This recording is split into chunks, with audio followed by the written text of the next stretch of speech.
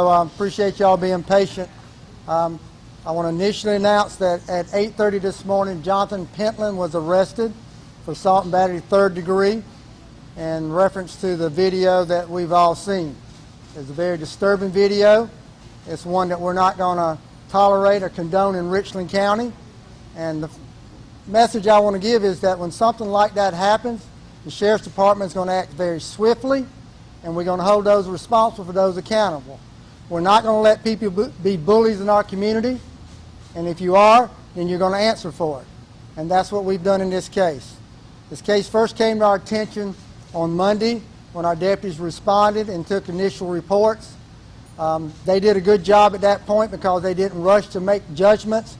They took the information and it was passed to our investigators. Our investigators got it yesterday, but one of the most valuable pieces of evidence we had was the video. I want to thank whoever's responsible for that video. Thank you for doing that. That shows what our community can do when we work together. Taking videos, reporting stuff to us. Our initial call came from a citizen that lived in that community who saw the confrontation and called the Sheriff's Department and reported it to us. That's what we ask our citizens to do. When there's something going on in the community, call, let us respond so we can get involved and we can take care of it. And that's what happened in this case. That's what we all need to do. We have to work together to make sure that we prevent incidents that occurred on Monday from ever happening again. We can do that by working together. I am not going to identify the young man that was the victim in this case. There's reasons for doing that just don't need to be talked about. He was a victim, and we're addressing him as a victim. And the individual that was arrested, again, he was arrested at 8:30 this morning.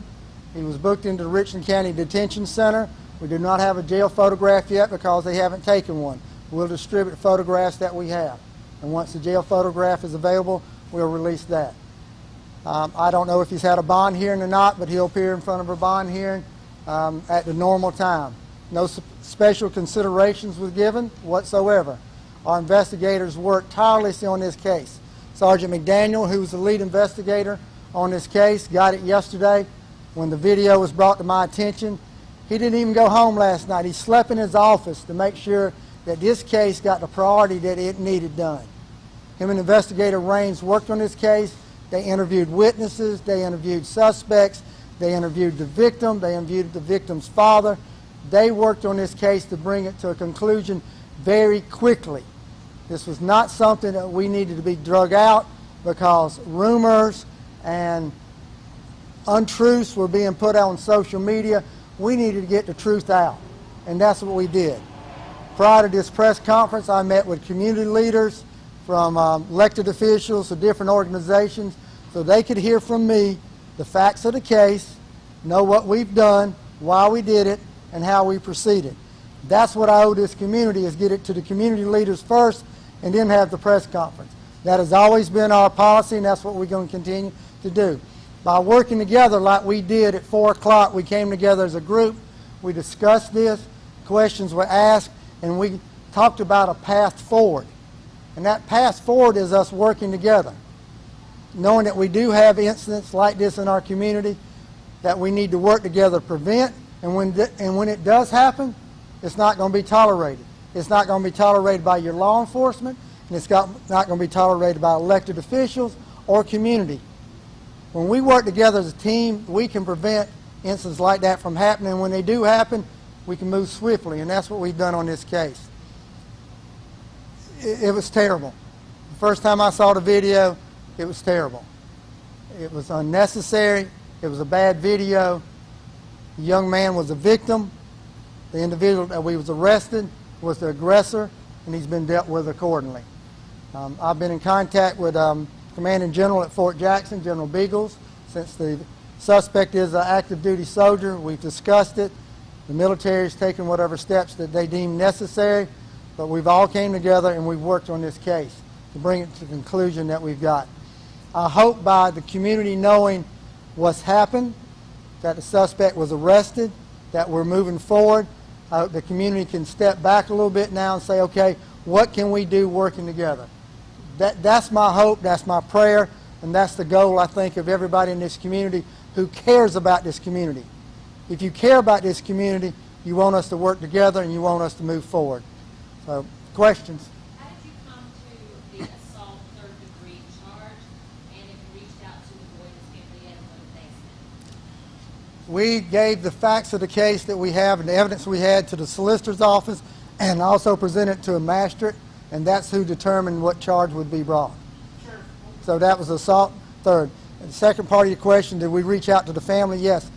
We worked with the victim's father last night. We've been in contact with them, and we're working with the family.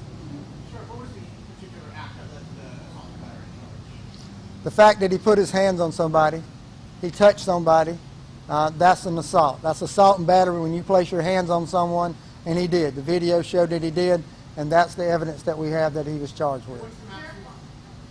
What was the maximum penalty? It is a magistrate level case. It's a $500 fine or 30 days in jail.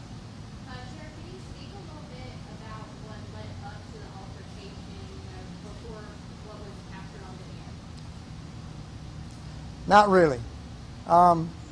There were some other things that occurred that really doesn't justify the actions of the suspect, and that goes into the victim. And again, I'm not going to identify the victim, and I'm just not going to do that. But there were some other issues that had occurred, but none of them justified the assault that occurred. And then how about after the video, the deputies come on scene, how did it end? Well, the deputies made sure that the situation was de-escalated, talked to everybody that was involved in it. There was no danger to anybody at that point. That's when they wrote the report, got the information, then it was forwarded to investigators to then do the investigation on it. Sheriff, there were some incident reports sent this morning pertaining to the victim, but nothing on this was temporarily sent out. Can you explain, why there wasn't an incident report sent out on this victim and why these other reports were released? I have no idea what's been released. All I know is he was arrested this morning, and that's the bottom line. I think is more important than anything is that he was held accountable very quickly, and he was arrested this morning. Yes, sir. The victim is not a juvenile. Were there any activists or advocacy groups at the press conference? I'm sorry, I can't hear you. Were there any activists or advocacy groups at the meeting before the press conference? Yes, the 4 o'clock meeting, we did have activists and different organizations here. We reach out and work with these organizations, and you don't build a relationship during a crisis, you build it before. And we started that some time ago. So we have a relationship with activists and different organizations, and they were part of the meeting that we had. Sheriff, why wasn't the suspect charged that day or immediately after the incident occurred? Because we had to build a case. If we had hurried up and made some decisions at that point, then we may have not had the evidence we need to be able to go to court and convict someone. That's the goal, is build a strong case. The deputies that initially responded did not have that enough information to make an arrest on the scene, so that's why the investigations got it, and that's what they did, and they did it very quickly. Yes, ma'am. Do you have anything to say to the people protesting in the neighborhood right now? No, peacefully protesting. There's no problem with people peacefully protesting.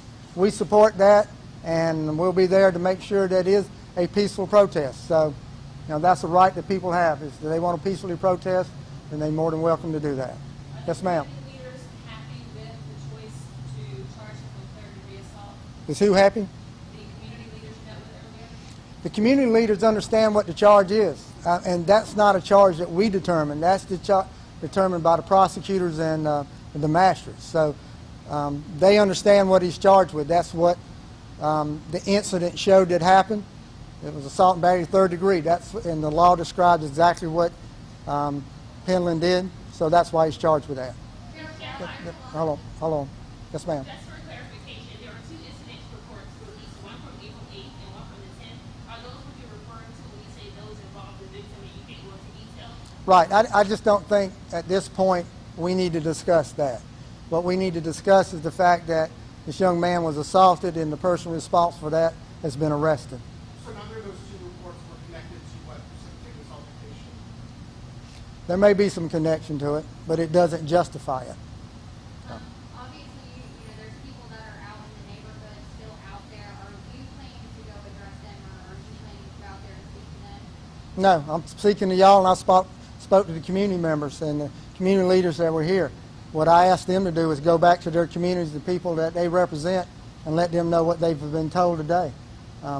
There's no need for me to go out there and address anybody. I'm doing that now publicly, and I think reaching a bigger audience. Is the victim facing any charges, Sheriff? No, the victim is not facing any charges whatsoever. Did you ever refer to the victim as the suspect last night? Did I ever refer to the victim as a suspect? No. This is the first time that I've discussed it, so he is the victim, and we have the suspect, and he's been arrested. All right, thank y'all.